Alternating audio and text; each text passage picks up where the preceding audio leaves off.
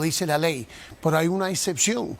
Cuando hay cambios nuevas, materiales en el país de uno, que podrían presentar nuevos problemas para uno puede, posteriormente al año de estar acá, pedir su asilo.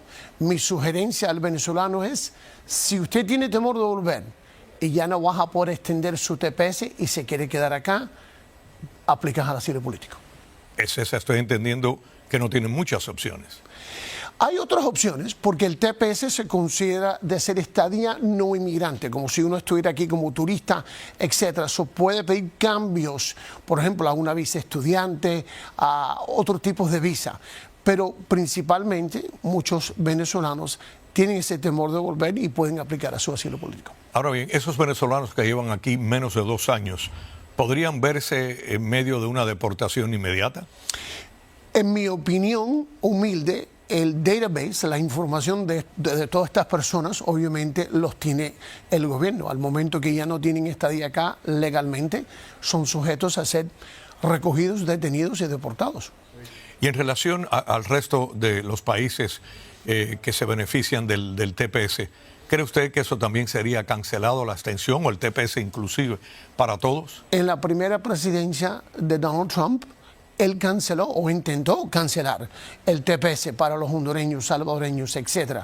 Hubo litigio federal en su contra que duró 6 años, hasta el año 2023, hasta que en ese momento el presidente Biden retiró ese intento y lo dejó así, y la corte entonces dijo que ya el que estaba aquí con su TPS se podía quedar. En relación a los cubanos, los que tienen la I-220A, he escuchado mucha preocupación también por parte de ellos. Dicen, no sabemos qué va a pasar con nosotros. ¿Qué puede decirles?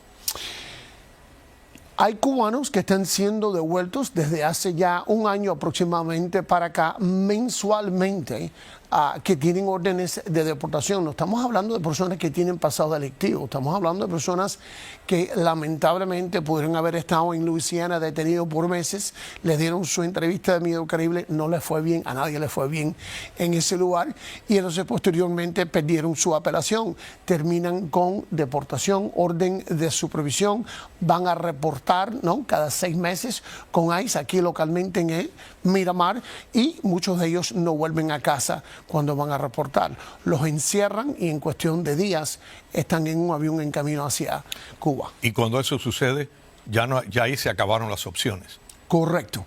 Y eso está sucediendo todos los meses.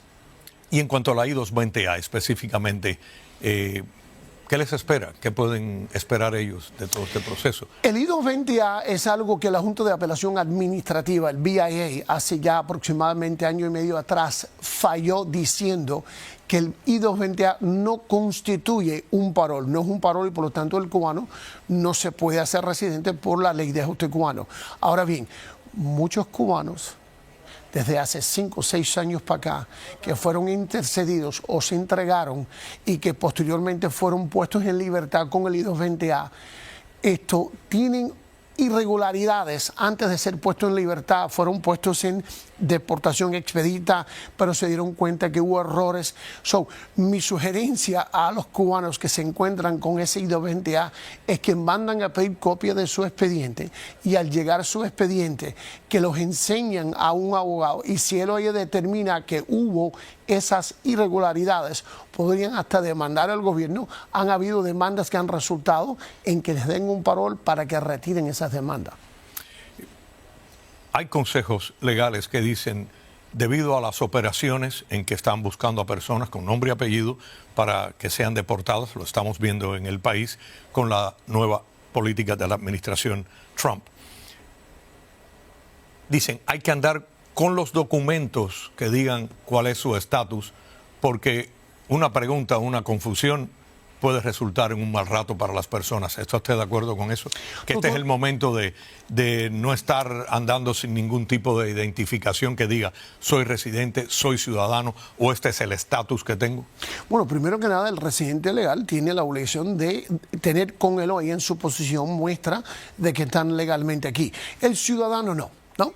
Pero el residente legal sí. El que está aquí como turista, el que está aquí como inversionista, tiene que tener en su posesión siempre una muestra de que están legalmente aquí. Ahora bien, vamos a hablar un poco de quien no está acá, o sea, legalmente aquí. ¿Qué hace él o ella si los detienen?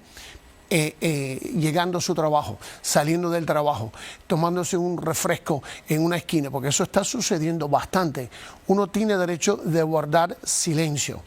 Es más, en la primera presidencia de Trump, él mismo pasó una ley en los primeros días que decía que la persona que a quien, o sea, ¿quién podía uno detener como policía? Solamente a la persona a quien se le puede interpretar que él o ella se les hay o existe una interpretación razonable que estaban cometiendo un crimen. Si no hay esa interpretación razonable, no puedes detener a la persona y por lo tanto es una detención ilegal.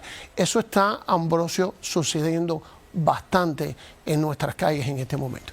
Las personas que cometan algún tipo de delito pueden ser deportadas sin tener que ir ante un juez.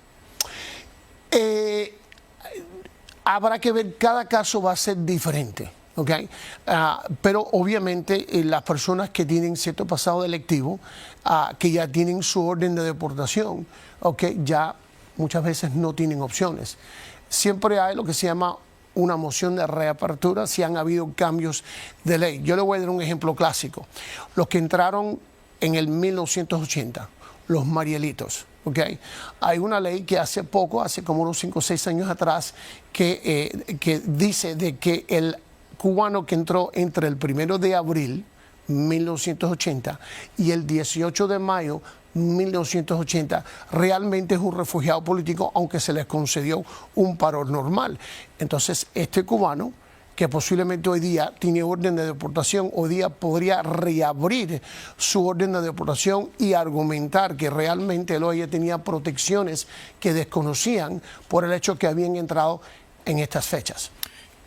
Lo cual me lleva a esta pregunta. El presidente Donald Trump ha ordenado que se utilice la base naval de Estados Unidos en Guantánamo, Cuba, para albergar allí a unos 30,000 migrantes que no los quieren acoger en sus países de origen.